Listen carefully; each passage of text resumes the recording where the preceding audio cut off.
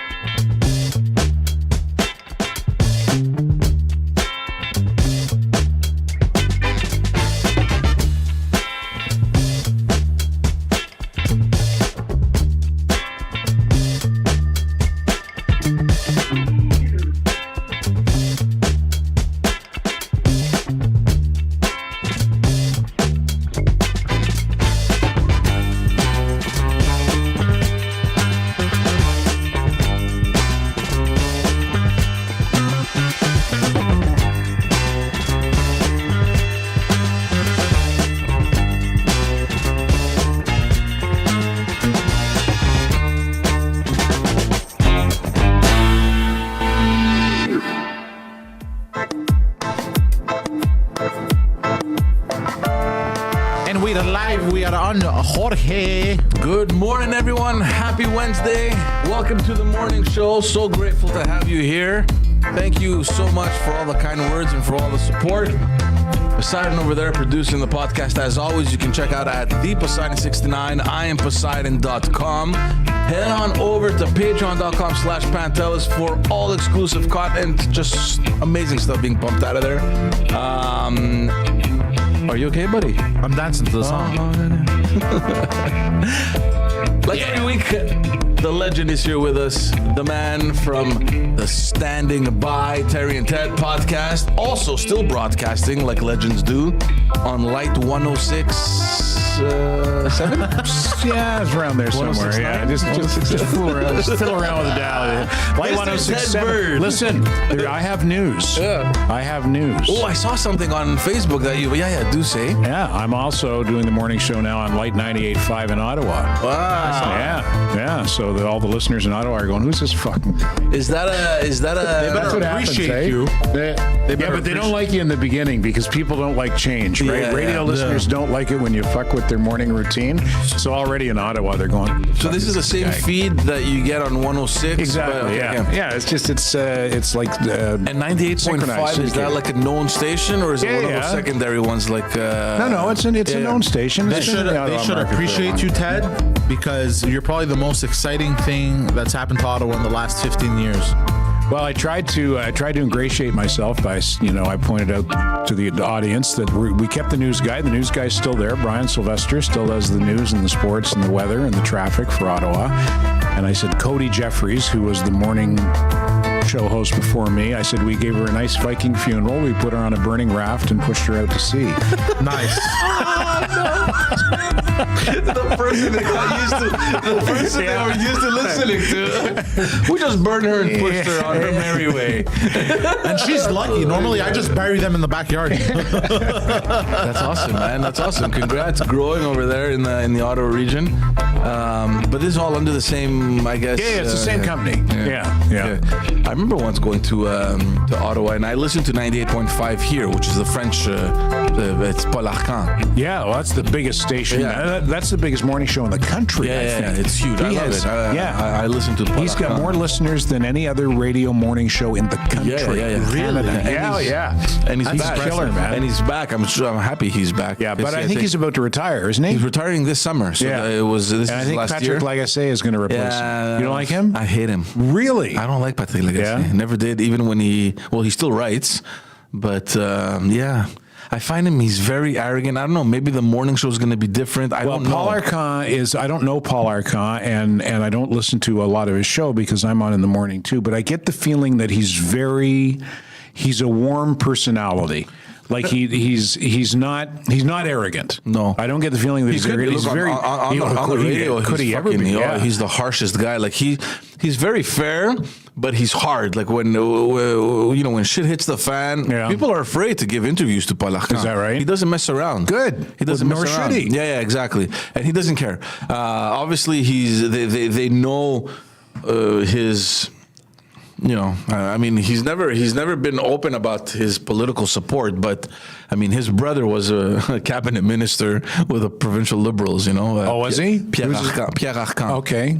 It's his brother. Yeah. So we know that he's a liberal, but it never fucking shows, which is amazing. That's good. He bashes everyone equally. So he's balanced. No, he's amazing. It's not a coincidence that he's number one, right? Yeah. So he announced a little before the end of the year that he was taking a leave, and I'm like, oh shit, I hope he's okay, because he's supposed to take his retirement this year. Yeah. And finally he came back. I think he had an infection in his blood. That's not good. Yeah, I don't know if that's serious or if that's, I guess it's treatable because he's back. But fucking crazy shit, man. Yeah. Yeah. Hey, speaking of retirement, it's my birthday on Saturday. Yes. And I turned 65. Nice. Happy birthday in advance to Thank the you. Birdman. But I can't retire. Oh. Now, too expensive divorces. Yeah. Did you look into that thing that we were talking about? Which thing's that? That The money the government owes me? Yeah, no, the money that your retirement will be going to your ex-wives. Oh, that. Yeah. No, I didn't look into that, but I don't think, I only have to pay child support. I don't think I have to give anything to my ex-wives. Right. They got it all already anyway. There's nothing left. They fucking got it. Yeah. I'm going to have to work for 5 years after I'm dead. That's Damn. But that's on me. That's on me. You know? Start recording episodes. Yeah. Yeah, there you go. Yeah. But at some point, I find coming from a divorced family, I feel like it's a bit exaggerated. How do you mean? Like the whole money thing with the men, I feel like it's a bit. It is a little I outdated, feel like it's a because bit I'm sure much. at the time when this legislation was drafted, I think it was in the 80s. And I think it was the PQ. Women weren't working as much. No, men were the Men were primary. Conditions were very breadwinners. much different. But today, man, you have professional. Both my ex-wives make more money than I do. Yeah. So maybe that's why. I don't know. Maybe that's why they won't touch your pension. I don't know, because I know two retired men. They're my dad's friends. They're divorced.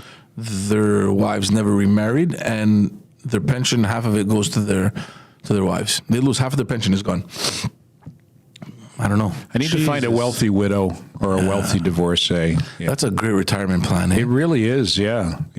Like I'd even take a run at Celine. Zion. Try. Yeah. Yeah. I wouldn't. You know what? I mean, you have. I would say you have good chances. Yeah. Because the one, any woman who I realistically aspire to be with, they want nothing to do with me. Like my Greek friend Olympia, she's so pretty. Come on, Olympia. That's what I'm saying, but you know what? I get the feeling that she only likes Greek guys. Are Greek women like that? It could be. Yeah? Maybe. Yeah. If she doesn't date you, I'm going to break her legs. No. Be nice to her. It's a joke. It's a joke. She's a sweetheart. And I know that she likes. I believe it. I know she likes me personally, but she's not romantically interested in me. I've been chasing. Well, then you should consider changing your name, like you said in the first episode. Theodore Poulakis. What? That's Greek for Ted Bird. Theodore Poulakis. I like it. Oh yeah! Oh my God! I never thought about it. That's funny. But when he said it the first episode, it goes Ted Pouli. Pouli is a bird. Poulakis is a small bird. Okay. But it sounds better because Pouli is like slang for penis. Okay. Okay. Well, Pulaki too is slang for like little penis. Yeah, but when you say Poulakis, So you're calling him a little penis. little He penis, insulted micro you. penis, Theodore micro penis. That's a crazy. Whatever. I can take the hit. Oh goodness! How was your week, guys?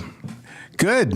Yeah. Yeah. So are you preparing something for your birthday? No, I'm waiting for somebody to invite me out, and nobody has yet. What's wrong with your family, man? Come on, Okay, guys. you Wait, know come on. what? Maybe they are preparing something, and it's a surprise. That could be. Yeah, you would think it's a milestone birthday. You would 65 think. is Yeah, you would important, think that maybe something there would be a surprise. in I the know works. some high-end whorehouses. Is that I say right? we all chip in and we bring you. We My get you dad like a turned top 80 rod. last week. Did he? Yeah, he turned 80 How does he last feel week. about that? He's okay. Yeah, how's he doing? Is he in good shape? Yeah, Yeah? I guess for an 80-year-old man, he's fine. He walks. He does his things. He's, Well, listen, I think I'm doing pretty good for 65 for a man sure. my Are you age. I kidding me? swim Yeah. three Well, you times a week. swim, yeah. I was at the pool last You're night. in much better shape at this age than I remember my dad being. Yeah, well, I'm in better 65. shape now than I was when I was like 45. I'm in Yeah. better shape now than I Nice. was because I work harder, Yeah. right?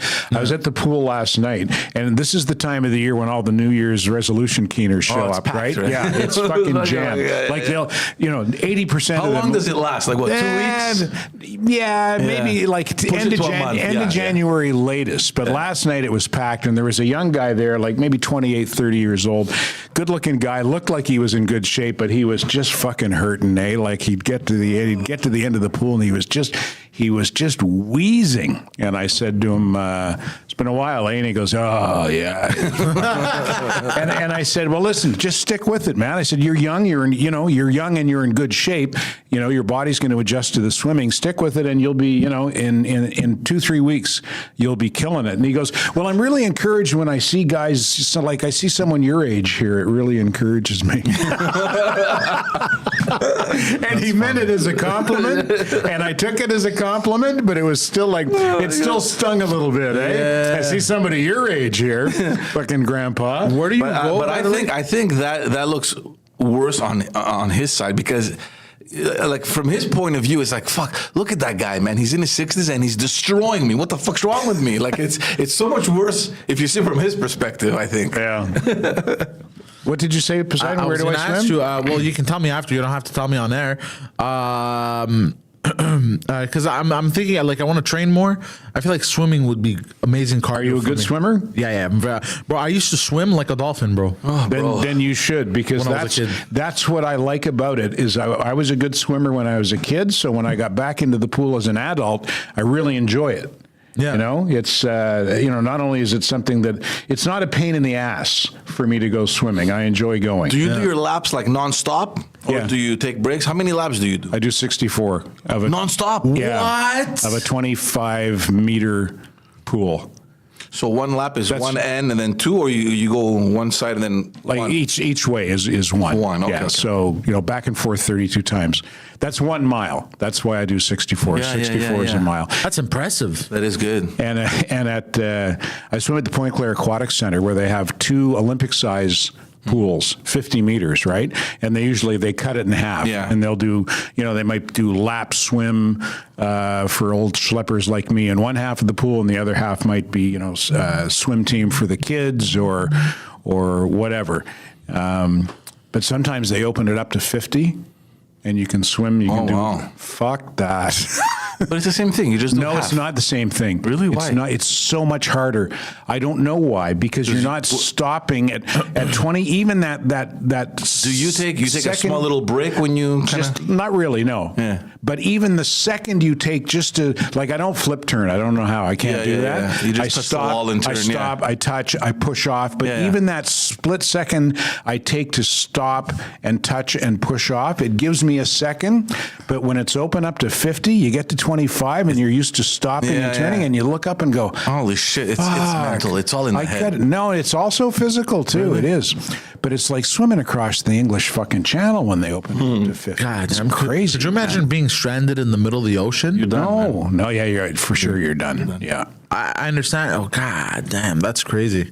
yeah. But you Just think- should, just think Poseidon. You should, and it's going to hurt like a motherfucker the first few times. There's a pool next to my place. I think I might start going. Yeah, give it a shot. If you're a good swimmer and you you got like good form swimming and everything. Like you understand the. Oh yeah. Because so I much understand of the it is technique. For sure. Like you could be in the best shape. When I was a kid, I remember It's all synchronizing everything, like the way you take in the breath and then you release it in the water. It's So you can, and it's efficiency. It's all I used to efficiency. dive from one side, like the deep end. I would dive and then I would swim all the way to the shallow end. In one breath and Underwater? underwater, Yeah. and I would swim with both feet flapping like a dolphin. yeah. You know what I mean? Or like a I seal. was, or a fat seal, yeah, or a or a walrus, or a walrus, or a beluga whale. Can you do the butterfly? Yeah. I can't do that. That's a hard. I can't fucking- do that's a much. But I hard have a skill. hard time. Yeah. I will admit. I used to be able to do it when I was a kid. Now I don't know if I could do it now, but when I was a kid, I was able to do it. I had a hard time. But I loved holding my breath. I loved staying. I would go to the bottom, swim around the bottom, come back up like a fish. I was a very good swimmer as a My kids are all good swimmers. I try to convince my my youngest son and my youngest daughter. I said, you're excellent swimmers. They both swam competitively. Wow.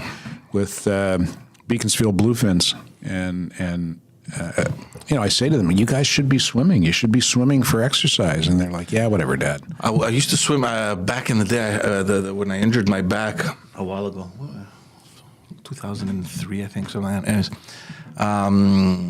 I did physio, and then they recommended swimming every day because there's zero strain on your body. Yeah. You're floating. Yeah, it's no impact. Yeah. And it helped a lot. Yeah. You know what's really nice about swimming?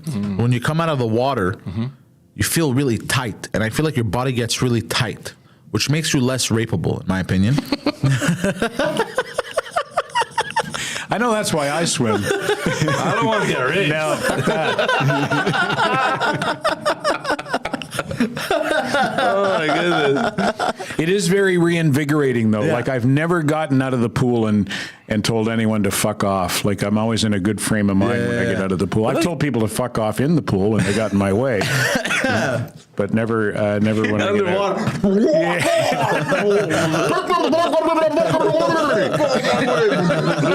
Look, it swallows water.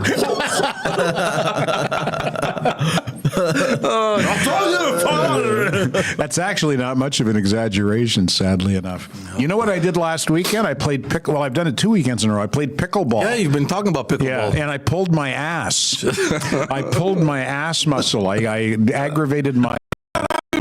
Well, it happens when you, like, I sort of lunged forward for a shot and lost my balance and just kept, like, Going forward. Yeah. And the option was, okay, I can either stop this by falling, but I might break my arm, or I just try to regain my balance. And so I chose the latter course of action, and I ended up pulling, like, the muscle that runs from the back of your thigh up to your ass. And? It hurts. You know what else hurts? What? You don't even have to say it. You don't have to say it. You spoke about ass muscles, and this guy comes back going, And my mom just turned us off. There's a couple words that just trigger this guy. Yeah, seriously. Yeah. Ass, mouth, almost. I'm all ass, bro. I'm all ass. Zero mouth. What are we talking about today? I want you to explain how the U.S. election works. Oh, yeah. Why Donald Trump's performance in Iowa this week was so dominant. Yeah.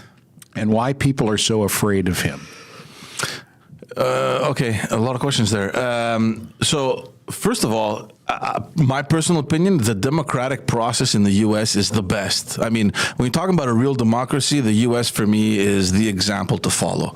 And that happens. I don't understand it. What do you call that they did this week? The primaries? Yeah, it's the primaries, or they sometimes call them caucuses, depending on what they do. So this is the nomination process that the parties go through, right, to elect a leader. And then that leader is going to run in the elections. That's going to be their presidential candidate. Yeah, the elections are in November, I think, this year.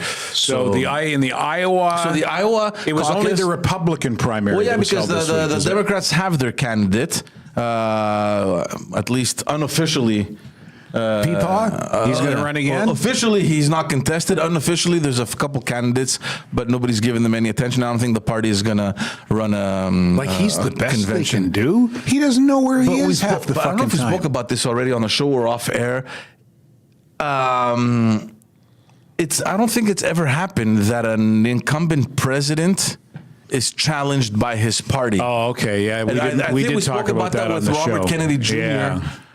And I'm like, but that's so strange. I mean, he's challenged. Like, I've never seen that. And finally, Robert Kennedy Jr. decided to leave the Democratic Party. I think he's running independently. Yeah. So I don't know what kind of effect that's going to have. Right. Okay. Well, let's go back to Trump and talk about what happened in Iowa. What happened in Iowa this weekend, and what is the significance of it? Iowa. So look, there's different primaries that are happening. They go between January all the way until May, June. Okay. Right. Rarely does it reach May, June, because usually within the first kind of caucuses or primaries, you get an indication of who's going to be the leader, and then people either drop off drop out of the race, and then you don't need, to go to the bigger states. So this is a nomination process for their leader. Iowa is the first one. It happens now in the second week of January, and this week is New Hampshire.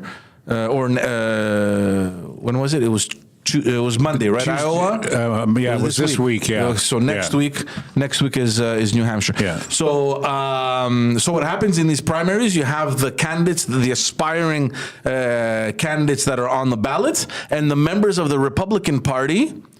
Depending again on the state, because some states it's an open convention, so you don't really need to be a registered Republican to go and vote. But you need to be a delegate.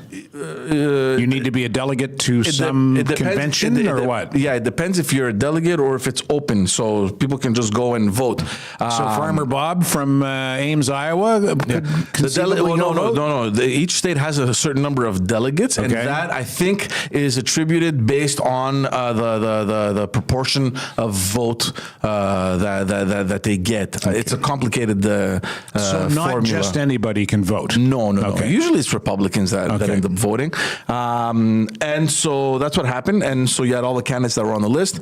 It wasn't a surprise that Donald Trump won. He won by I know over it wasn't 50%. a surprise. Yeah, and he crushed it. It was a record-setting. It was like 52% or something like that. But they invested massively in Iowa, and a lot of analysts were saying it's not a surprise because that's where they invested most of their money, and it's very typical of Trump. It's bullying his way through. It's like, listen, we're going to invest massively. We're going to send a message that I am the only that's option. That's how some people win a fight. Punch him in the mouth right away. Just push the other people out of the race.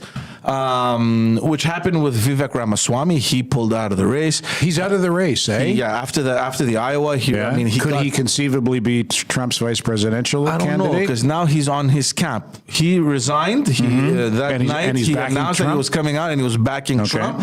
And immediately yesterday, he was giving a rally speech in New Hampshire. So they're getting ready for the next one. Okay. I don't know if he's going to be his vice president. A lot of people are suggesting it, but Donald Trump, before Iowa, I think 2 weeks ago, or a week and a half ago in an interview, he said that he's already selected his vice president. Oh, really? Yeah, he knows, I know who it is. Yeah. Now, was he predicting that Vivek was going to step down? I don't know. But based on what he said... He's a smart guy, that Vivek, eh? He's okay, yeah. I mean, he took a kind of a hardline approach. I mean, whether you agree with his policies or not, he's a smart guy. He's not a dummy. He definitely did his homework. Like, I didn't get the impression that Mike Pence was a particularly smart guy, Yeah. Mike Pence, he had the experience as an elected official, so he knew how stuff worked. He was the governor of Indiana or something like that? Yeah, I can't remember. But this guy, for a nobody that came from, nobody knew him. He's just a guy with a lot of money that invested in himself and said, I'm doing this, and good for him. I mean, 8% is so who was second? Nikki Haley? Second was Ron DeSantis, and Nikki Haley was a close third. They're neck and neck. So her and DeSantis are close. Yeah. Okay. But that was expected. And Nikki Haley's strategy, however, is to invest a lot in New Hampshire. Okay. So, I sent you guys this poll that came out because a lot of people think, after Iowa, Trump came out and said, look, it's time for us to rally, to get together, let's unite, which is a standard speech. Fuck off, get out of the way, let me do the race. I'm the guy for you, right? I mean, look, 51 or 52%. It's time for us to get together and back me. Yeah, exactly. But it's not all set in stone because there was a poll from American Research Group. And for New Hampshire, in most of the groups that were polled, Nikki Haley is first. In New Hampshire? Really? Yeah, so for presidential primary preference, it's neck and neck. Nikki Haley, 29, Trump, 33. Preference by party registration, Haley, 35, Trump, 47. So it's close. Preference by age, she beats Trump 40-39. Preference by sex, she beats Trump 44-37. Preference by... I would prefer to have sex with her over... I think anybody would. Preference by likely to vote, 39 Haley, 41 Trump. I guess I misread it. Trump does beat her in most of the categories, but not by a lot. So and the governor of New Hampshire is behind Nikki Haley. Okay. So it could be a surprise. What I'm thinking is going to happen, even if Trump does win New Hampshire, it's going to be by a small margin, and it's going to pretty much set the race. It's going to be a two-person race. I think Ron DeSantis is done after New Hampshire. Is that a surprise? Because it seems to me like a year or two ago, DeSantis was really His name was up there, yeah. he was really getting a lot of hype as a potential U.S. presidential candidate. When they started the debates, he looked like an idiot. He looked did, like, eh? what are you? You've already been elected? What? Where are you from? I thought he was going to do much better in those debates. I thought he was going to establish himself as the only credible alternative, right? Because of the experience that he has. Yeah. He's from Texas, right? I think no, Florida. Oh, he's Florida. Yeah. Who's in Texas? I don't know. But isn't Marco Rubio is also in Florida, right? I believe so. One is senator, one is governor. Yeah. Rubio is a senator. Okay, that's what it is. Yeah. Texas is. I want to say John Connolly, but he was the guy who was in the limousine with John F. Kennedy when he was shot. Oh. So that was a while ago. And it doesn't matter. Nikki Haley's credentials, former former U.S. ambassador to the United Nations, right? She was appointed by Trump, exactly. And do you know what she, like professionally, what is she? Is she a lawyer? I think she has a she's a lawyer. I don't really know. They usually are. Yeah, most of them are. They have a profound understanding of legislation. So I think, the time's up for DeSantis, and it'll just be interesting to see, because if Nikki Haley actually does well in New Hampshire, what's interesting then to see is how the money will, the people funding these candidates, right? Because you have DeSantis and her. So if DeSantis pulls out in New Hampshire, if someone is funding DeSantis that hates fucking Trump, they're going to throw the support behind Nikki Haley. So this is why it's interesting in the beginning of the year, because it's cool to see how things shift, how the support shifts. So Iowa and New Hampshire usually are the ones that set the pace, but it doesn't mean that if you win either or even both, that you are automatically the winner. Biden lost both Iowa and New Hampshire. He did, eh? Yeah, and then he started performing later, like in South Carolina and I think in California, and he won later on. In this case, I don't think it's going to go that far into the race. We'll see what happens, but who knows? I don't know. You've been on the inside in politics. People like to back a winner, right? And Trump is such a prohibitive favorite to be the Republican Party candidate at this point. Would most smart money not say, well, you know what, even if we don't like him personally, this is the guy? It depends how you see it, because the loud noise gets to you and you think that behind that is a huge support.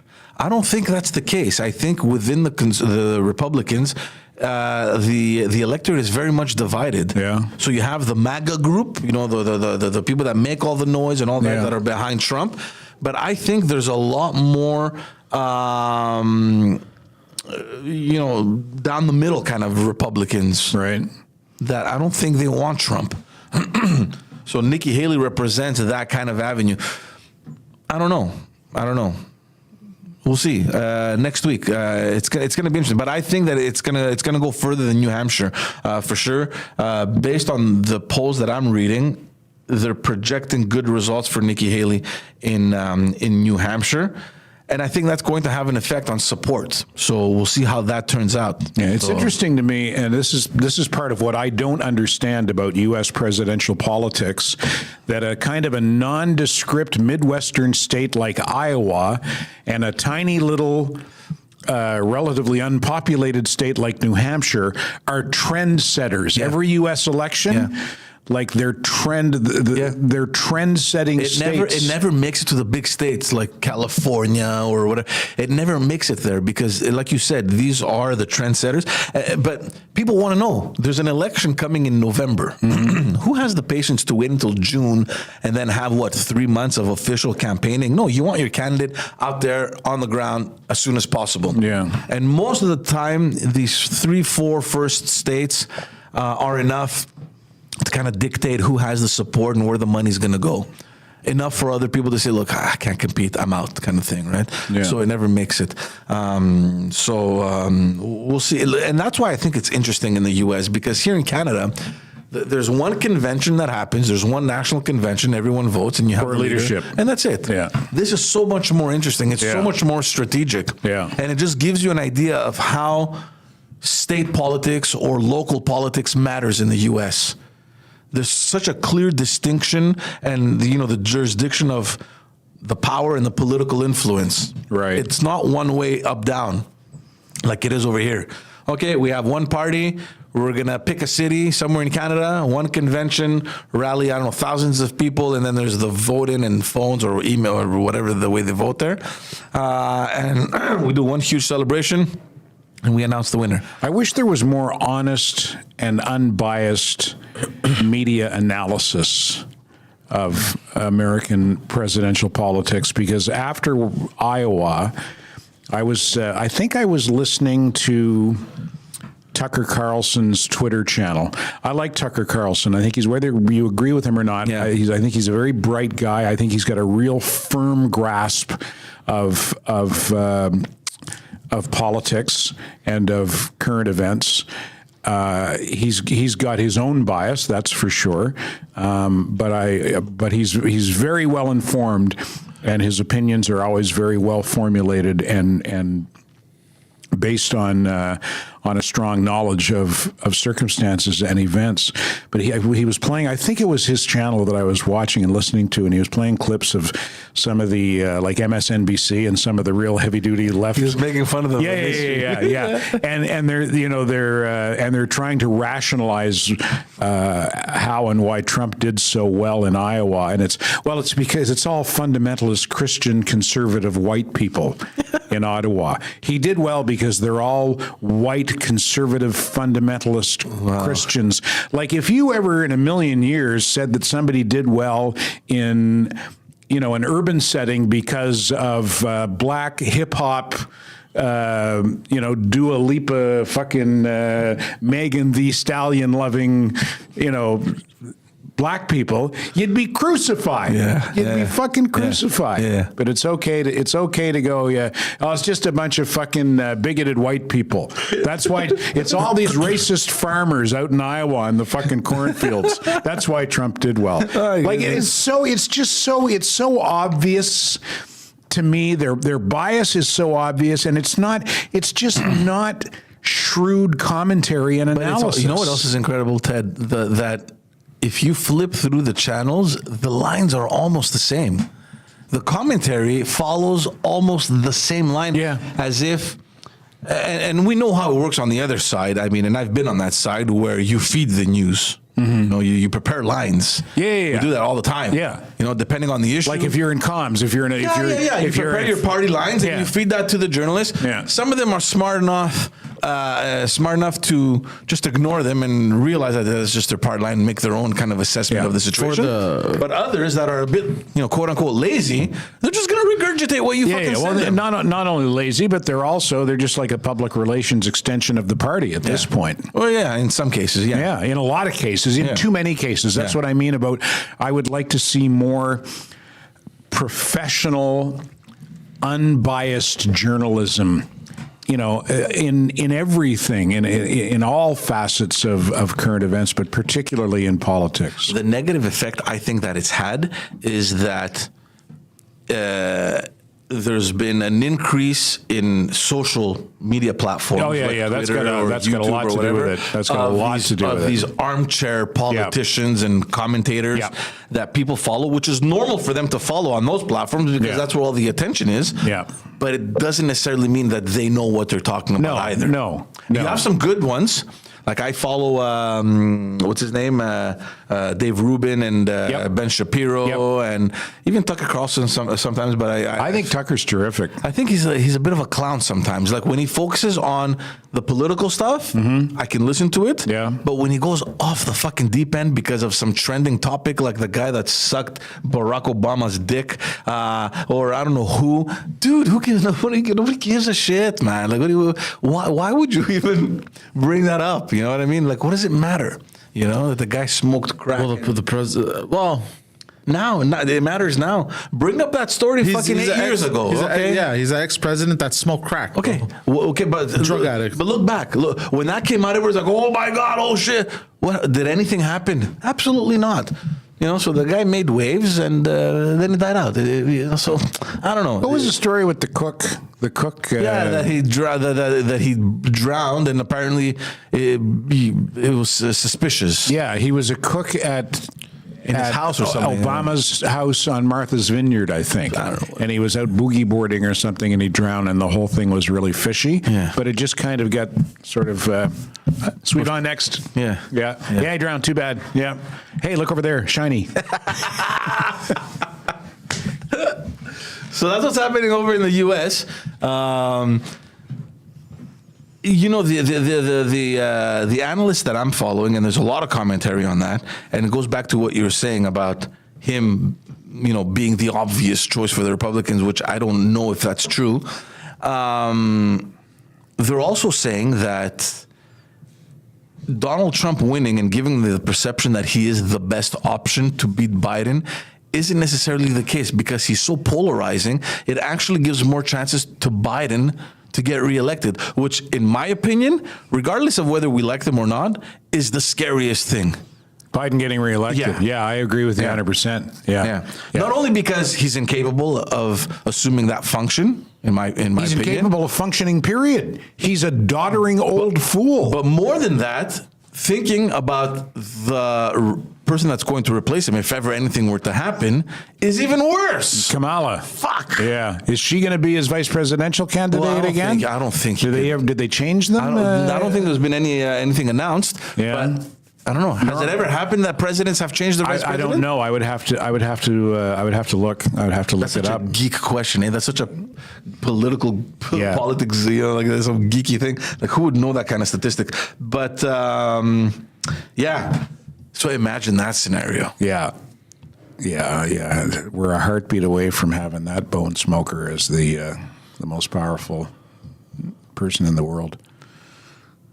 It's amazing to see how the tables have turned, where the Western societies and the Western democracies used to be on top of the game, and now we're fucking just being mocked and laughed at. Yeah. It's strange. There's zero balance of power right now.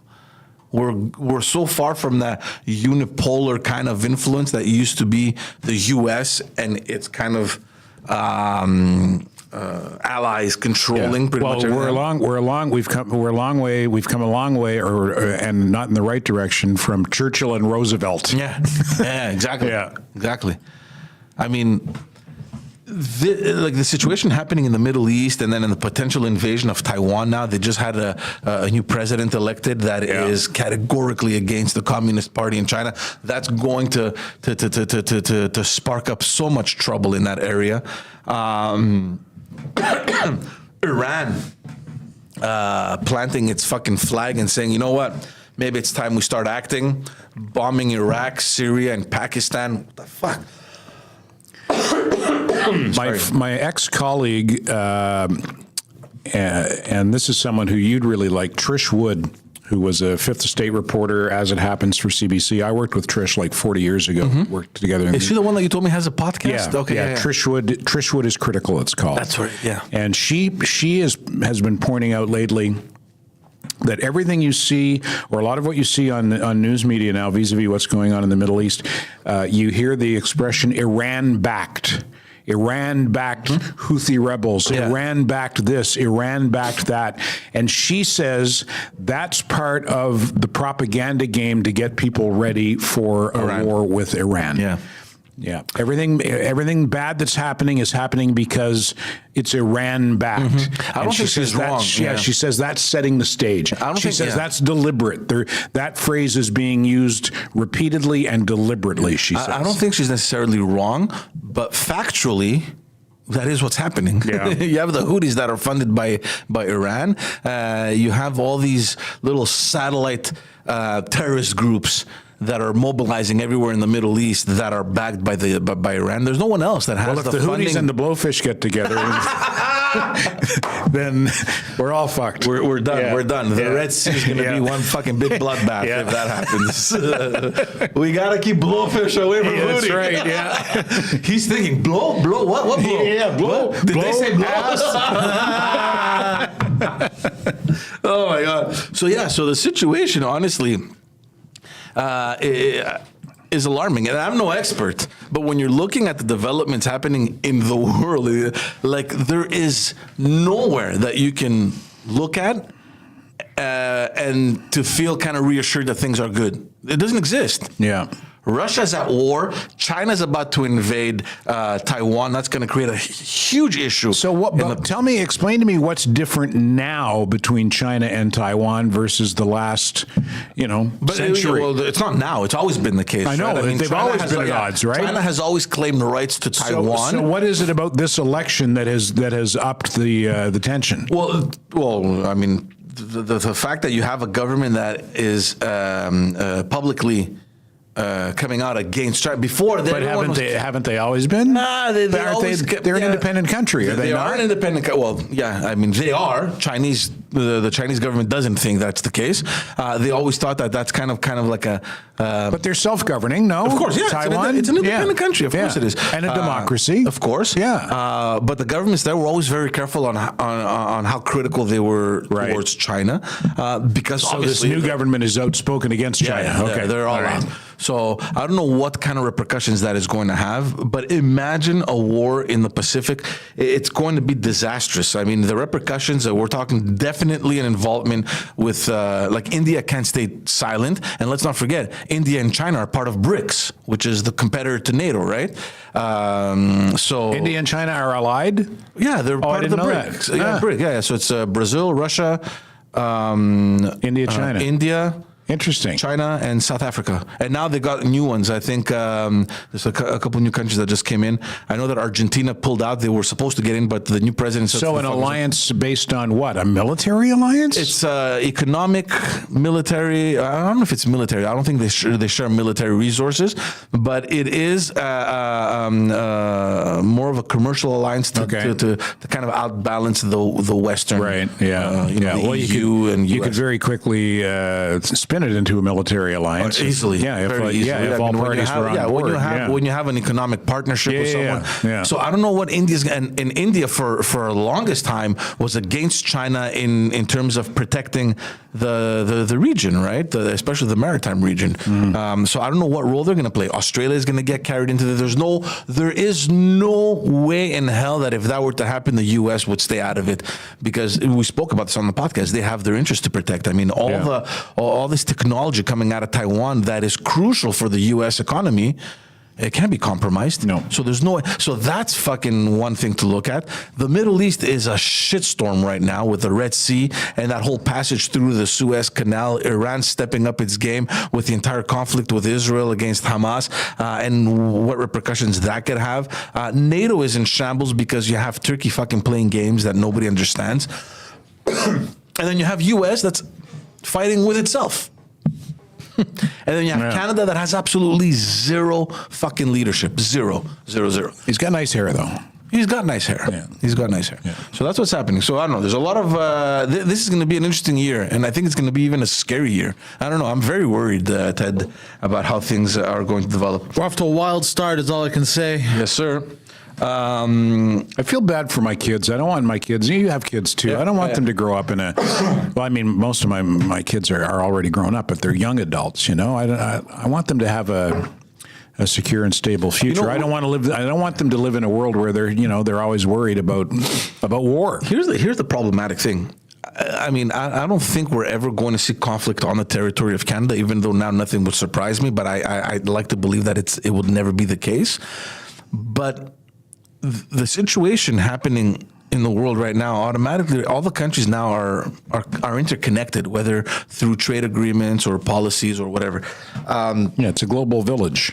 If this year actually happens and tragedy strikes, as a lot of people might be thinking it will, it's going to have repercussions in Canada, whether we like it or not. Yeah. And even though we're not living it directly, they're going to experience certain hardship for sure. For sure. It's a scary thought. Yeah. Sorry, I'm choking on my saliva. No worries. Yeah. Hey, you know what else you can choke on? One of the, See, that's the kind of sober analysis I'm looking for when it comes to political commentary. I want a guy who weighs in on you know what else you know what else you can choke on. can you imagine a news desk live? We'll be back on Meet the Press after this. Justin Trudeau choked on his promise. Well, you know what else you can choke on? We'll be right back. The feed just goes off. Actually, I'd watch that. Oh, yeah, I think Poseidon should get a segment on CBC News Channel. Oh, Get his own panel What segment. was it? Cock balls? What was it? under the cock, big cock. CBC, yeah, cock, big cock. You're watching the Cock Big Cock News Network. But my clause says, I can say whatever I want to. Hey, our bagels are making news again.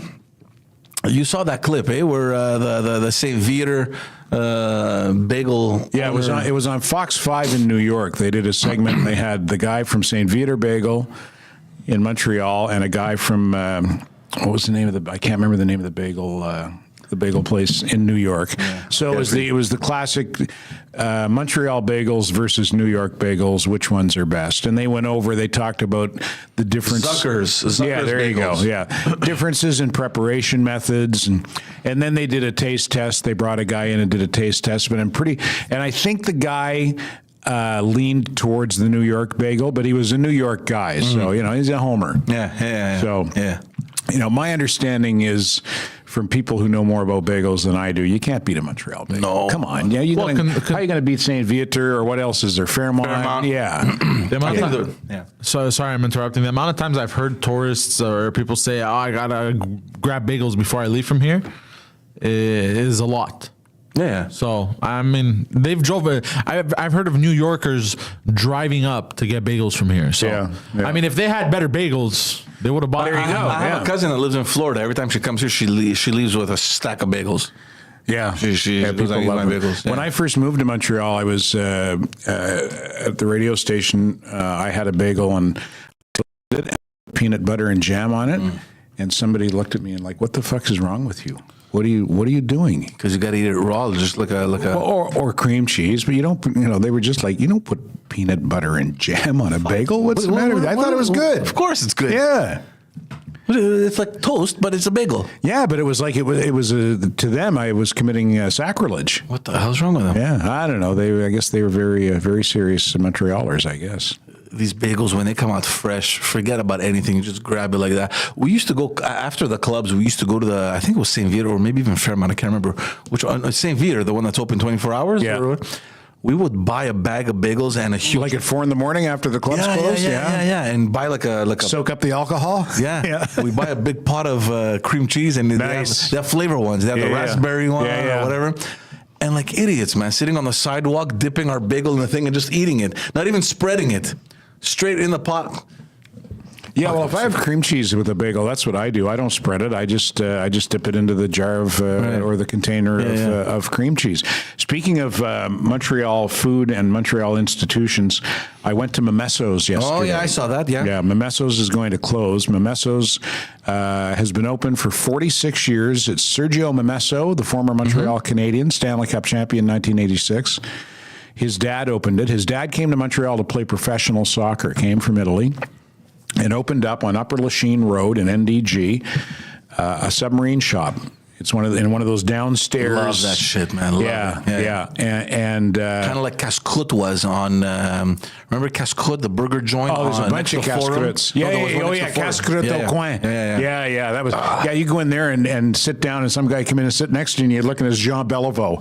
Jean Beliveau just came in for his bacon and eggs after practice. Yeah. But I went to Mimesso because it's closing. It's going to close on January 27th. And Paolo, who I believe is the oldest son, Sergio's older older brother. Paolo's been running the place since the dad, Alessandro, passed away, God rest his soul.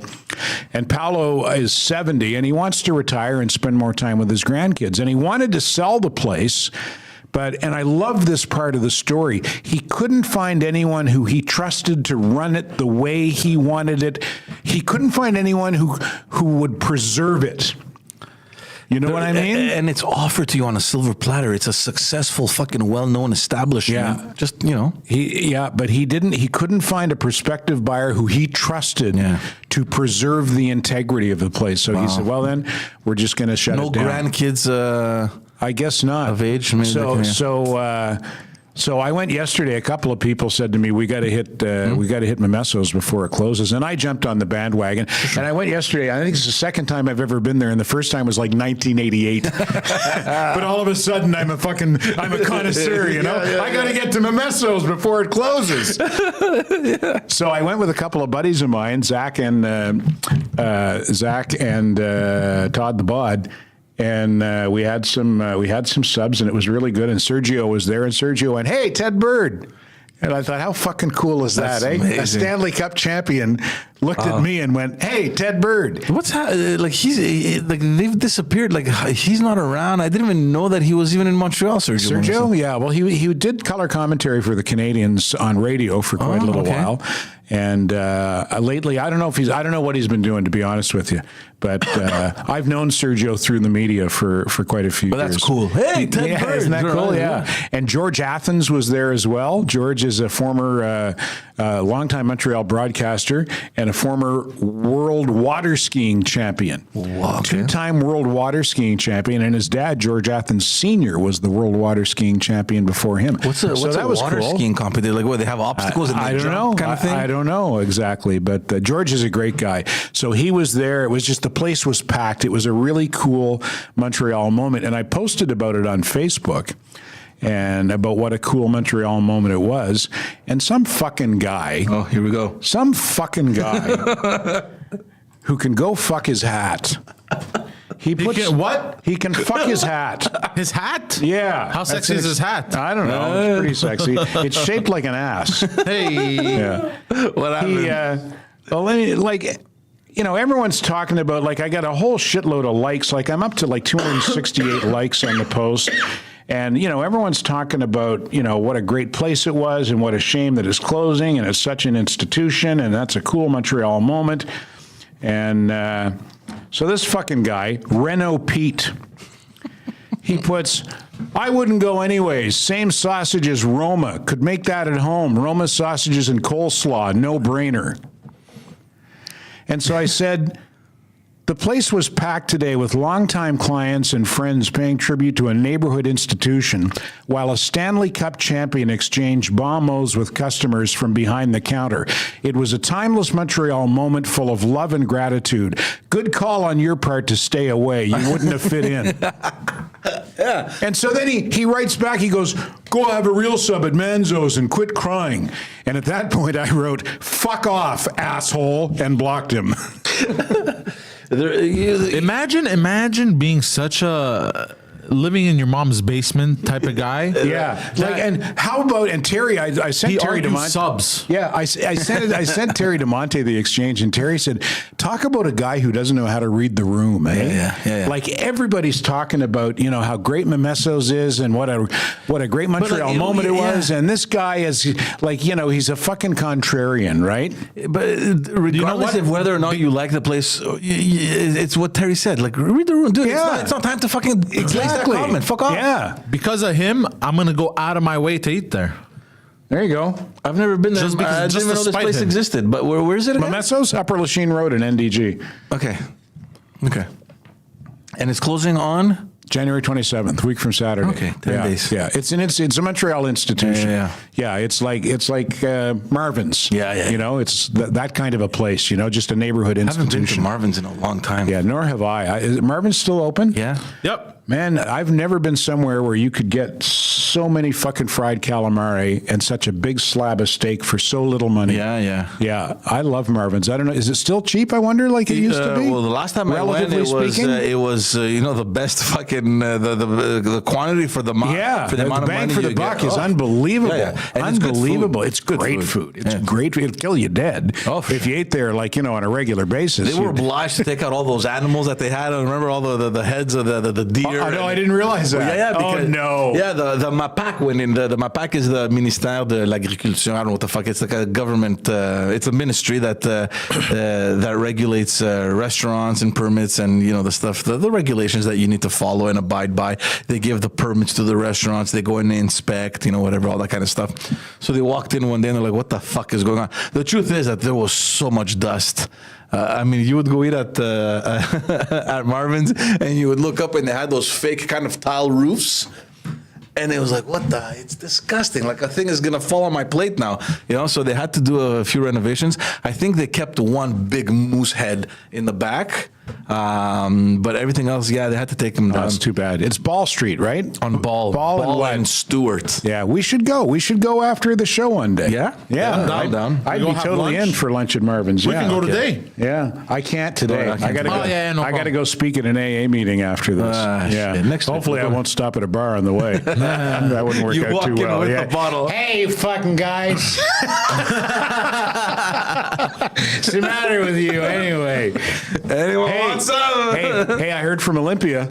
Yes. Yeah, she says, I'm in the metro watching and laughing alone. People are looking at me like, what the hell? She says, bagels, plain or cream cheese only, and true story after clubs. Yeah, That was good. Yeah. You know what NDG stand for? Oh, jeez. Guys, brace yourselves. Yeah. What is it? Nice dicks garlic. Nice dicks. I just feel that you just think of the first word that comes. Seriously, eh? There has to be a sexual thing incorporated there. Yeah. It's like dick. Okay, what goes nice with dick? Yeah. Nice. And some garlic. I couldn't come up with something Can't better. leave out the garlic. This is pretty good dick, but it could use some garlic. Oh my God. Your breath smells terrible. Don't talk to me. Talk to garlic dick over there. Ah, shit, I forgot to add the garlic this time. Oh my God, that's so funny. Hey, what's happening? There's the promo. What's happening in Toronto, man? They don't like kids tobogganing They during winter. shut down 45 toboggan hills in Toronto because of potential dangers, because of things that like sticks or rocks on the hill, like anything they saw that could be a potential Is it danger. because there's not enough snow like either like every other year, or That I don't know. But when I read the story and I saw a lot of the reaction to it, and it was people going, fucking Toronto, man, get over yourselves. Gee, you're taking all the fun away from the kids. Let the kids slide down the hill. But I'm on board with if there's any potential danger on a kid's tobogganing hill, I'm on board with them shutting it down. And I'll tell you why. When my eldest was 4 years old, I took her to Murray Hill in Westmount to go sliding. Me and the late Ernie Butler, my great and good friend Ernie, God rest his soul. We took our little girls over to Murray Hill to slide, and I put Lauren. I put Lauren on this, like one of those little saucer things, and I pushed her down the hill. And as soon as I pushed her, I looked and I went, holy fuck, she's going way too fast. She's 4 years old. What's going to happen when she gets? And at the bottom of the hill, there's like a fence. Nice. And it was not a solid fence. It was one of those sort of a netting. the mesh Sort of a thing. Yeah, but still, she's 4 and she's going 1,000 fucking miles an hour down the hill. And I'm shitting my pants thinking, oh my God, like she could break her back if she hits that fence wrong. Fortunately, she didn't hit the fence wrong. She went into the fence and she was fine. But every time, when I think of that, and that was 30 years ago, when I think of that, I still feel sick to my stomach. Yeah. What could have happened? So when I read that story, I thought, based on that experience that I had, if there's any danger to kids on that hill, I'm okay with them shutting it down. But 40 hills? I mean, Yeah. What can I tell you? I mean, if there's any danger, why would they even convert them into tobogganing hills in the first place? Or people don't care; they just go because it's a hill and there's snow that's a mass, and they just slide down. Are you guys talking about the ski accident? No, dude, we're talking about fucking Toronto. Dude, what were you doing in the last 5 minutes? Toronto, the tobogganing hills. They shut down 45 toboggan hills in Toronto. But that just goes to show you how important the headlines are, eh? Because the headlines are Toronto or whatever, against tobogganing or Yeah. Nowhere does it mention safety requirements not met. Toronto closes down. Yeah. Well, no, but they have inspectors now going to these hills. I read. Yeah. Well, if they can get it figured out and reopen, why not? Just No. Inspectors to check if anyone's actually tobogganing. Oh, really? Yeah, to ticket them. The toboggan police. Yeah. Toboggan police, freeze! This is how you know we need another war. People are starting fights with toboggan hills. Like, this is getting ridiculous. Oh my God. Yeah. That's crazy though. Yeah. I can imagine being 6, 7 years old and you're that hill that you always go to every winter is just closed down. I'd fucking pull a fit. Yeah, it'd be depressing, but go find another hill. Yeah. Or, go help them clean it up, make it safe. You know that there's not much happening in politics. So the parliaments are closed. There's not much news. Well, this bring out a toboggan story. But Toronto's got the same kind of mayor now as Montreal. I get the impression. Yeah, Olivia Chow is very much like Valerie Plante. NDP. Yeah, their priorities are like they got dumb fucking priorities. Yeah. It's either we need more bike paths and fewer tobogganing hills, kind of thing. Like these are not the sorts of things that most people think about when they wake up in the morning. They're thinking more about how am I going to make ends meet? How am I going to support my family? They're not thinking about, where the fuck am I going to go tobogganing today? Yeah. And how am I going to get there if the bike path is closed? Yeah. No, but The next week, there's a protest that breaks out on those tobogganing hills, and the reporter goes, "Really? This is the hill you guys are going to die on?" needs some work. Yeah, it does. Needs a little bit of work. That was... Needs a little work. I think it's constructive criticism. He should have shut it down on no dick garlic or whatever it was. Yeah, that was nice. You hit a high there. Yeah. And then, you just should have. Damn it. No, but Toronto is worrying a little bit. I'm following still what's happening with, the anti-Israel protests. Fucking Toronto, man. Yeah. It's insane. It's insane. Did you see the new one? I think it's in New York where they went into this... in front of a hospital where people are getting cancer treatment. I saw that, yeah. And they accusing them of being treated. I don't know if it's a Jewish hospital or because of the doctor. Well, there's a Jewish angle to it, and I think that's why the pro-Palestinian demonstrators showed up at that hospital. You have to be fucking stupid. Well, you don't have to be stupid. You just have to be anti-Semitic. It's getting out of control, especially with what's happening now in Yemen or in the Red Sea. I mean, there's been attacks targeted towards Yemen. And immediately, there has to be some sort of leader that's organizing these things. I mean, I don't know how they can... It's Houthi and the Blowfish. No, I'm saying here in Toronto, instantly, boom, the next day, there's a fucking rally, tens of thousands of people, and they're yelling, Yemen, make us proud, or whatever. What?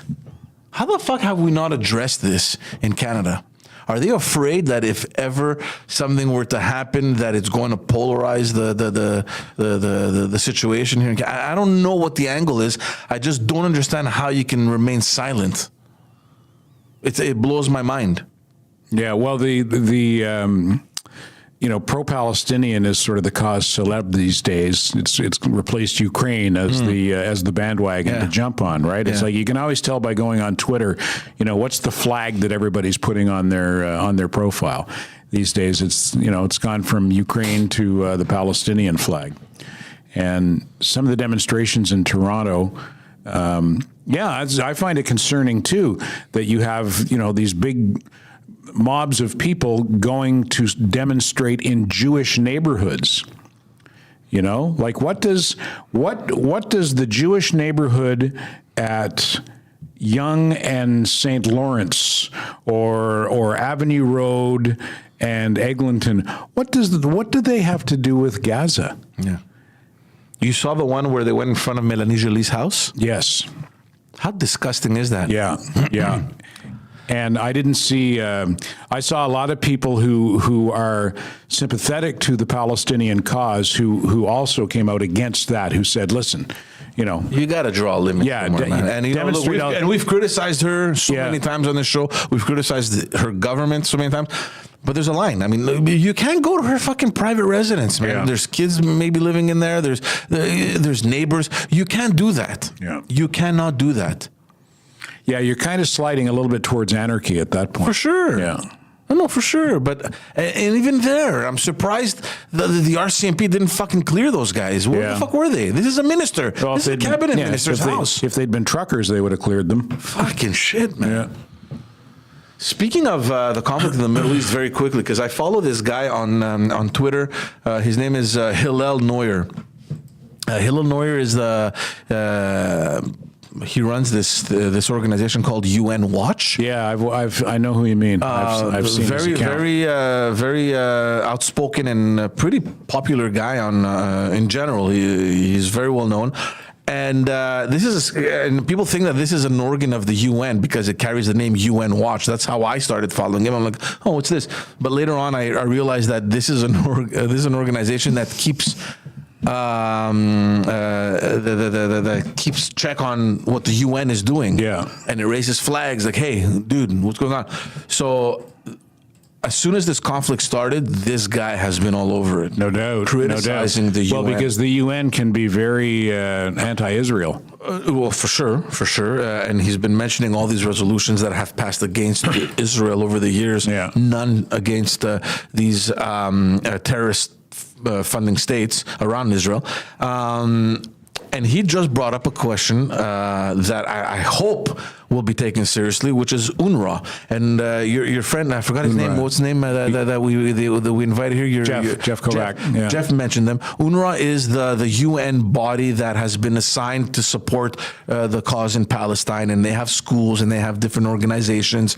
What's the acronym for? UN Human? It's the United Nations. Is it UN Human Rights something? No. Type UN. RWA. RWA. I think it's Human Rights Watch. No. It's the United Nations something. I don't know. Whatever. This is what's called putting a condom on UNRWA. UNRWA. So don't look it up. UNRWA. Yeah, don't look it up. Just make something up. Come on. What do you got? UNRWA. What do you got? Yeah, don't do your uncircumcised. New. What is it? Seriously, come on. Revitalizing UNRWA. Come on, women's assholes. Fucking guys.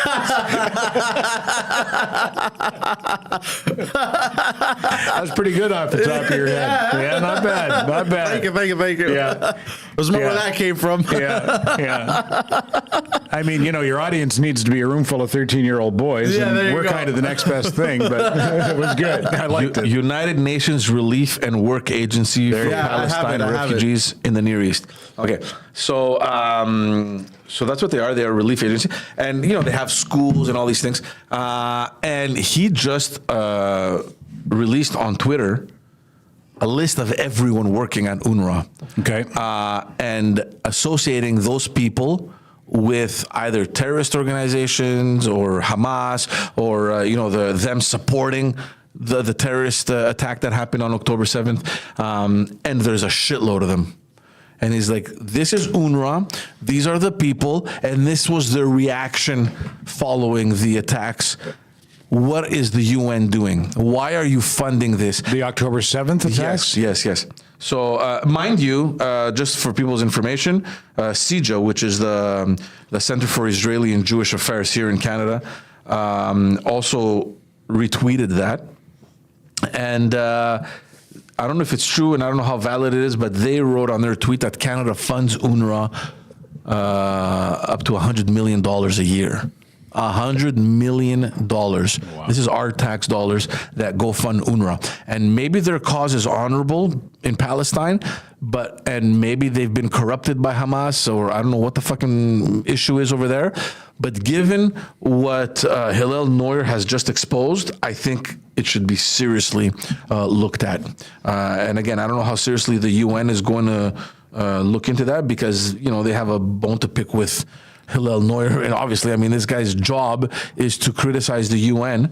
And I think he's doing a fantastic job at it. So there you have it. Well, the UN has no credibility with me based solely on some of the member nations of the UN Human Rights Council. Oh, fuck, forget it. Which includes Cuba, China. Yeah. I don't know about Indonesia, but I don't think that they're exactly a pillar of human rights. There are countries on the UN Human Rights Council where in those countries themselves there are no human rights. No, exactly. So how can you assign any credibility to an organization that puts China on the Human Rights Council? It's weird how the UN works because you understand that it's funded by its member states, and pretty much every state is a member of the UN. I think it has 190 states, which is pretty much almost every country out there. Yeah. And you're a member state, automatically you get selected on its various committees, right? And that's why it makes no sense. It makes no sense. And what are they going to say? They're going to say, "Oh, China, sorry, and China withdraws the funding." Are you kidding me? Yeah, money talks, right? Of course. So, and it's not only that. There's the women's committee that they have on the UN. I can't remember the exact name, but you have countries on there like Saudi Arabia. You know what I mean? It's like, what do you? It makes no sense. It makes no sense. Yeah, where women have no rights. Yeah, exactly. So, absolute nonsense. Speaking of nonsense, Sounds like a pretty cool place, to be honest. UN. No, Saudi Arabia? Saudi Arabia. Yeah, sure. Speaking of nonsense, I don't know if you guys been following here in Quebec, the next plan of the Legault government, which is to tighten up the rules on the signage.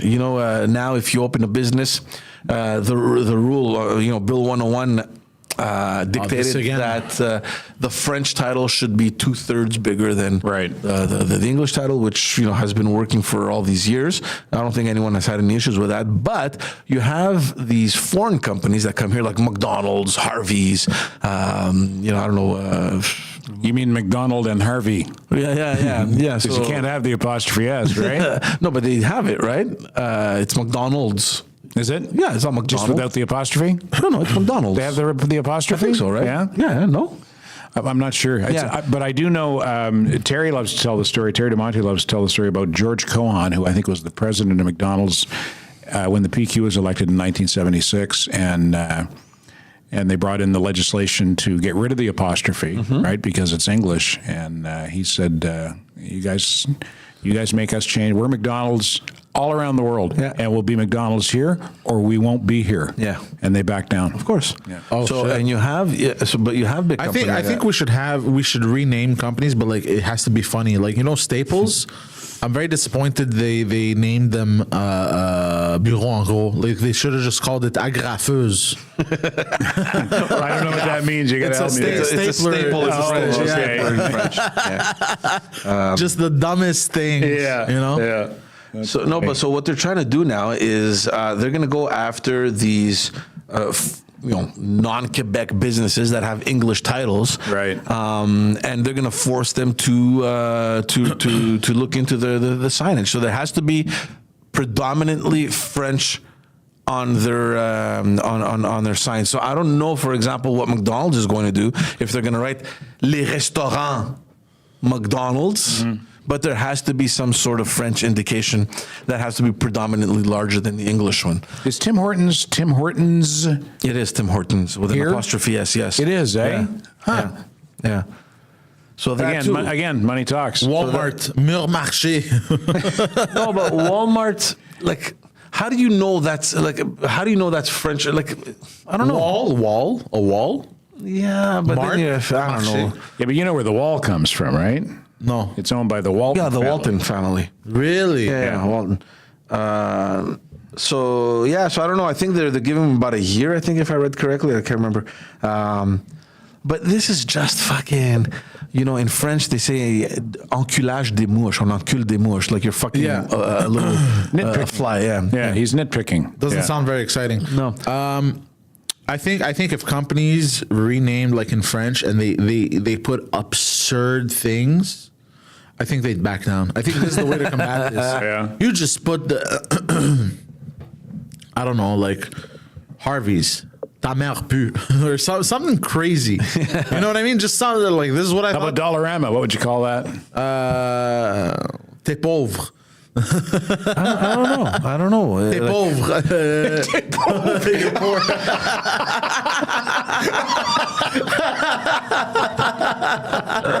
That's great. You know, Yeah. I'll run that up the flagpole with my friend Donna, who knows the owners. What were their names again? Oh man, what it was called? Yeah, Cookie. Cookie. Yeah. No, but Dollarama. Cookie, here's an idea. No, but Dollarama could pass as French, no? So about Dollarama, I don't know, man. See, this is so meaningless, and I just have a feeling that whenever things go sideways for the CAQ, they just find another issue that has to deal with Quebec nationalism that they bring forward. When they lost the election in Jean Talon, we spoke about it. It happened right after they ditched the idea of the underground tunnel. Automatically, they went after the English universities and their attempt to bring foreign students to study in Quebec. So that made waves, and it kind of drew people's attention away from their defeat in Jean Talon and that whole backpedaling on the tunnel. And now this time around, excuse me. They're going after.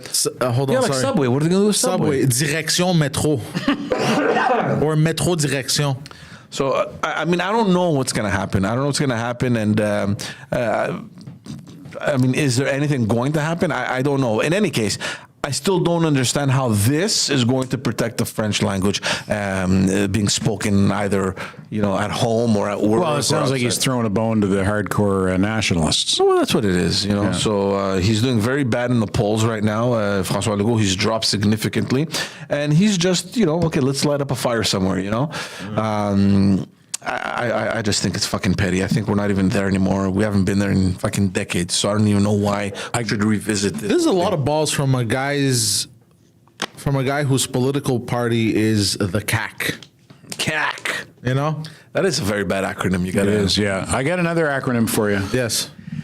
Elton John at the Emmy Awards on Sunday became the 19th entertainer in history to claim an EGOT. EGOT? EGOT, E-G-O-T. You know what an EGOT is? Hold on. E-G? OT. O-T. O-T. Exceptionally. Grotesque. Oblivious tits. I was going to go with ovarian tit liquor. Emmy, Grammy, Oscar, Tony. Tony. So he's won awards, an Emmy for television, a Grammy for music, an Oscar for the movies, and a Tony for the theater. He has now won all four. Only 18 other entertainers in history have won pretty all cool four. accomplishment, though, It if you think really of it. is. He won the Emmy for, I think it's a documentary. It's either a documentary or it's a live performance film or a combination of the two. And that was his first Emmy. It was the Dodger Stadium special. Exactly, yeah. That was his first Emmy. He's got a couple of Oscars, one for The Lion King, one for Rocket Man. Rocket He was Yeah. in The Lion King? Yeah, well, yeah, he. Can you feel? That's him. That was him. That was his song. Yeah. Oh, wow. Yeah. He's only got 6. It surprised me that he only has 6 Grammys. I would have thought that he would have more than that with his catalog and the number of years he's been at it. But still, 6 Grammys. That's nothing to sneeze at. For sure not. And 1 Tony Award for, I don't know if it's pronounced Ida or Aida. I do know. Anyway, he's an EGOT. He's an equal opportunity ovarian tit liquor. He's also he's an EGOT. He's also an EF. Okay, so he only has 1 Oscar, right? For 2. okay. He's got 1 for Lion King and 1 for Rocket Man. But hold on, did he act in Lion King? No. He just Rocky did the Man, song. you're talking about the recent movie that came out. I love that movie. One of his songs won an Oscar. Okay, good. But hold on, Who played him in that? Was that Egerton, something Egerton. the guy that's in Kingsman or Yeah. that guy, he's a good actor. I don't think I saw that movie. I saw You ever seen Kingsman? No. So cool. This is a good movie. no Rocket Man. I haven't. Oh, seen. Rocket Man, I haven't seen. Yeah, I liked it. I liked it. I think it's pretty Rami good. Malek was Freddie Mercury in what was the Freddie Mercury It's movie? called The Queen movie. That was a good movie. Freddie Mercury. Yeah. You know who Freddie Mercury was, eh? The Queen. Yeah. Lead singer for What Queen. the fuck was it called, that one? Yeah. Didn't he win the Oscar for Best yeah, Actor Best for Actor, that? yeah. You know what he was really good in was The Pacific. I haven't seen it. Remember Band of Brothers? Yeah. So Band of Brothers, the Steven Spielberg, Tom Hanks series based on Americans fighting in World War II in Europe, followed by The Pacific, which was based on the American combat experience in the Pacific against the Japanese. And Rami Malek was one of the lead characters in that. He played a guy called, what was his name? Oh, Christ, I'm gapping on... look up Rami Malek, The Pacific. Hold on, Rami Malek, The Pacific. Yeah, he was so good in that. He was so good. And later this month, as a matter of fact, next week on the 26th, Apple TV is going to start streaming the third Spielberg-Hanks World War II miniseries, which is called... Snafu. Snafu, yeah. You know what Snafu stands for? Sniffing.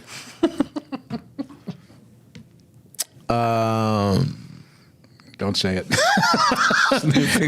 Sniffing nanny's assholes from under.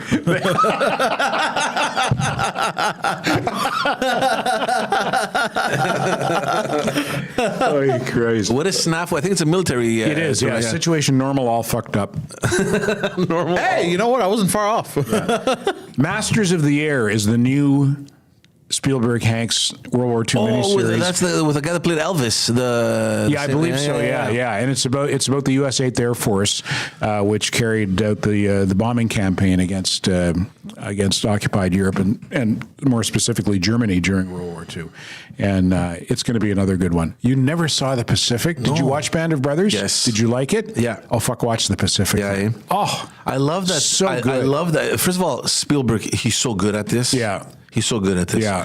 And I love that they do that because it's not like this general kind of thing about the World War II or No. it's specific stories and true stories too.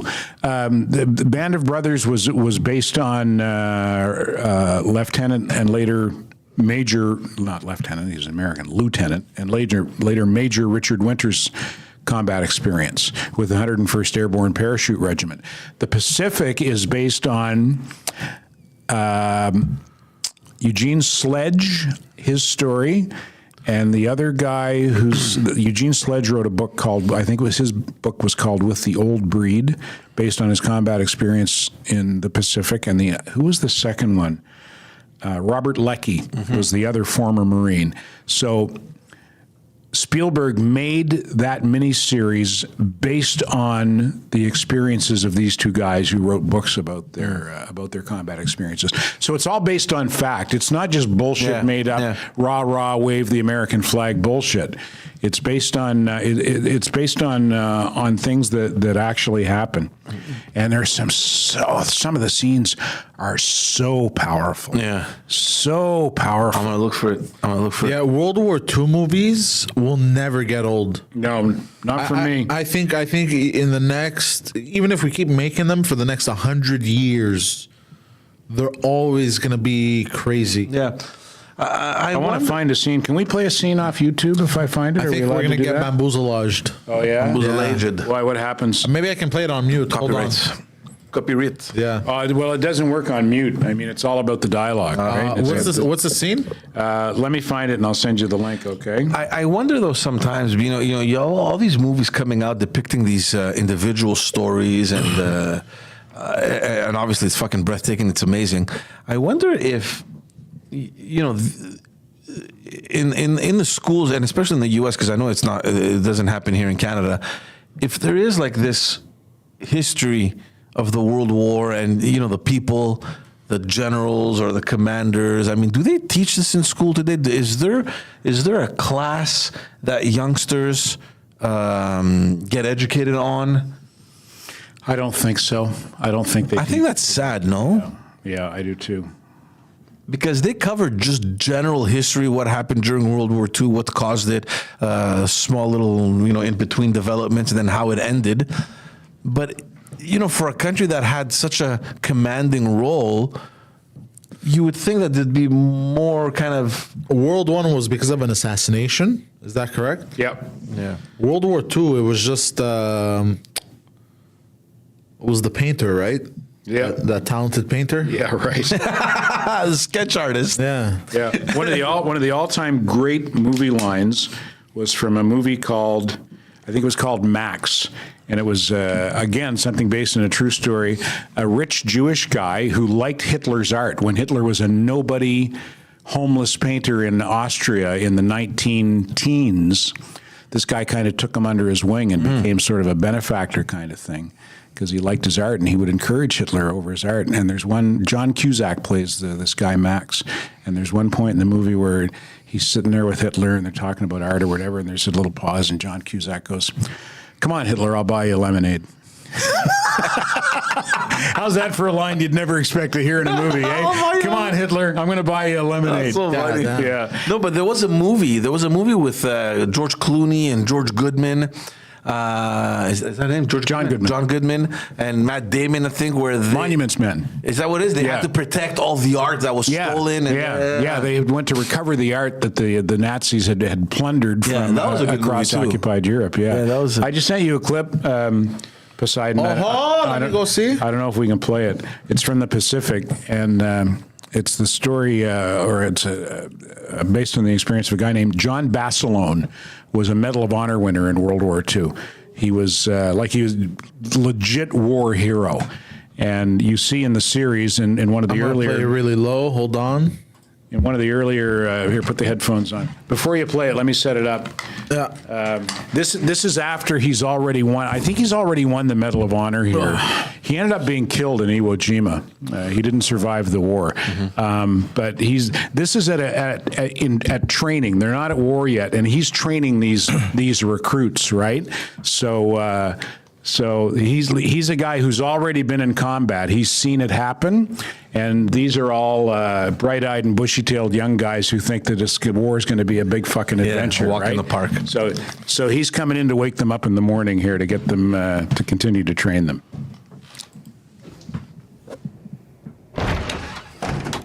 Every Marine out of those racks and on my deck! You got 5 seconds! 5 seconds! Move your ass! Get up! Move! Don't you This is Max, it's called? get out of touch! No, this is the Pacific. Oh, the Pacific, yeah. Every damn morning. Make us the best. Oh, shut up. I'm so sick of this shit. Just want to get out there and slap a Jap.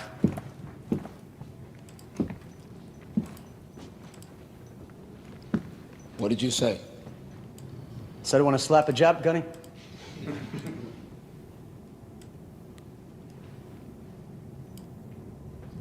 Slap a Jap. How about it, boys? I bet you all want to do more than slap a Jap. I want to fuck him. Slap a Jap. That's what the enemy is to you, huh? A fucking bucktooth cartoon dreamed up by some asshole on Madison Avenue to sell soap. Well, let me tell you something. The Jap I know, the Japanese soldier, he has been at war since you were in fucking diapers! He's a combat veteran, an expert with his weapon. He can live off of maggoty rice and muddy water for weeks and endure misery you couldn't dream up in your worst nightmare! The Japanese soldier doesn't care if he gets hurt or killed, as long as he kills you. Now, you can call them whatever you want, but never, ever fail to respect their desire to put you and your buddies into an early grave. Is that clear? Yes, Johnny! Why aren't you in your full packs? Gear up! What a wake up call. So fucking good, eh? Formation in 2 minutes! Goddamn. Is he fucking badass or what? Yeah. Yeah, I don't know that actor's name, and he did a great. Well, yeah. Oh, that's a nice ad. Wow. Yeah, what a wake up call. But that's a reality too, eh? Yeah. I mean, you go there with different expectations. Yeah, well, in World War I particularly, it was a big adventure, eh? When they all went off to war. You can see old pictures and old films. They're all hanging off the train, waving their hats. Yay, we're going to war! And then they got there, and it was holy fuck, man. Yeah. It was just World War I was a real eye opener because it was the first time that war was fought on an industrial scale, like with the amount and the power of the artillery and the automatic weapons, like that had never been experienced in combat before. There'd never been anything like that. It was like industrialized death, It was like a death factory. It was unbelievable. But as you can see there, even in World War II, there were guys, like 20 years later, 25 years later, there were guys who thought it was going to be an adventure. He fucking straightened them out. No, And there's I think it's a common theme amongst people who haven't gone to war. I see a lot of these like Call of Duty kids or whatever, like, yeah, bro, I want it to be war. Yeah. They think it's glamorous. Dude, man, they think it's not. a video game. It's They not think a it's a video fucking game. video It's game. not a video But game, once you bro. go there and the mental state that you're automatically thrown into, it's devastating. Have you guys seen it? We're going a little bit past our time, guys, but there was a German movie that I saw that was nominated last year, I think, in the Oscars. It was called All Good at the Front or some shit like that. All Quiet on the Western Front. So, Did you see that movie? Yeah. Oh, so I good. think I saw that. Was that a Netflix special? Yeah, that was actually a remake. That movie was made between World Wars I and II. That was an award-winning movie like in the 1930s. Oh, wow. Yeah. Okay. So the one last year was a remake. What a good movie. I saw this. Yeah. No, but that one is about. It's in the Second World War. It takes place. No, it takes place in the First World War, but it's meant to demonstrate the folly and the horror of war. It was an anti-war film. Yeah, the original was like 1930. Okay. Something. No, it was a World War II film because No, it wasn't. It was Are you World sure? War I positive. Well, no, the original. But I'm talking about this one, the new one, that were last year's movie that came out. I remember it being a World War. I could be wrong. I don't know. No, it was definitely World War I. All Quiet on the Western Front. Oh yeah, you're right. Yeah. War breaks out in Germany in 1914. Paul Barner, blah, blah, blah, blah, blah, blah, blah. What a good movie. Oh, my God. It's so good. Yeah. The original 1929 novel. And then, it's the third film adaptation of the book. Yeah. Okay. I remember putting this on, thinking I'm going to follow this because sometimes I put stuff on that I think seem boring. Yeah. To help me fall asleep sometimes, and I put this on and it kept me up, man. It was that good. I was like, oh, this is. Oh, super good. Look, the character development all the way through to the end. It's it's incredible. Fantastic movie. Anyway. All right, I got to go get drunk before I speak at the Hey. On that note, ladies and gentlemen, thank you so much for tuning in. It was a pleasure, like always, to have you on the morning show. I am Poseidon.com, the Poseidon69 on all social media platforms. You see this? Go and follow him. He's fingering the soundboard. Yeah, seriously. That's what's happening right there. Do go over to patreon.com/Pantelis. Find yourself a package that works for you. There's incredible content coming out of there. Do that and subscribe on this YouTube channel. Ted Bird, ladies and gentlemen, you can follow him every single morning on 106-ish. 106.7 in Hudson, Quebec, and 98.5 in Ottawa. There you have it. And you can check out all episodes of Standing by the Terry Ted podcast. It finished last week with an incredible guest, Dick Irving. Legend. You should definitely go listen to that episode and all the other ones as well. You can follow me on the Backstage podcast, which is a little bit in hiatus because we are putting everything we have on Politiquement Parlant. If you know or understand French, go check that out. I think it's pretty valuable if you like politics here in Quebec and in Canada. Thank you all so very much. We will see you all next week on The Morning Show live. Ciao. Bye-bye.